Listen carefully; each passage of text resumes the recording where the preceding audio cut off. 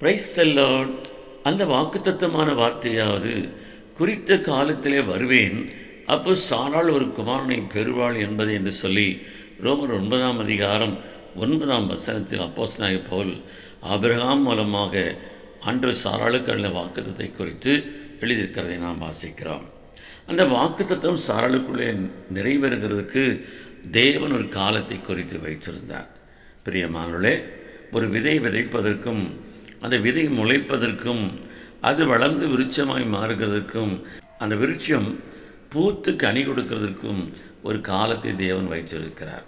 அதே விதமாய் தேவன் நம்முடைய வாழ்க்கையில் நமக்கென்று வைத்திருக்கிற சகல வாக்குத்தத்தங்களையும் நமக்கு தருகிறதுக்கு ஒரு காலத்தை குறித்து வைத்திருக்கிறார். ஏன்னா இந்த வாக்குத்தத்தம் என்கிறது தேவனுடைய வார்த்தையாக இருக்கிறது. அவர் மனமாறுவதற்கு அனுபவத்தில் நல்லவே அல்ல.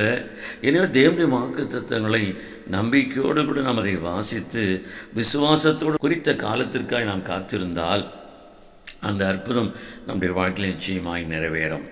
அதை தான் கர்த்தர் அன்னாளுடைய வாழ்க்கையில் செய்து முடித்தார். ஒரு குறித்த காலத்தை வைத்தார். அந்த காலத்தில் அன்னாளுக்கு கர்ப்பத்தின் பாக்கியத்தை கொடுத்தார். அவள் பெற்றெடுத்த குழந்தை தான் இஸ்ரவேலுக்கு ஒரு பெரிய தீர்க்கதரிசியாய் உண்டானதில் சொல்லி நாம் பார்க்கிறோம். அதே விதமாய் நம்முடைய வாழ்க்கையில் தேவன் வாக்குத்தத்தங்களை சுதந்திரித்துக் கொள்கிறதுக்கு ஒரு காலத்தை அவர் குறித்து வைத்திருக்கிறார். அது நிச்சயமாய் நிறைவேறும்.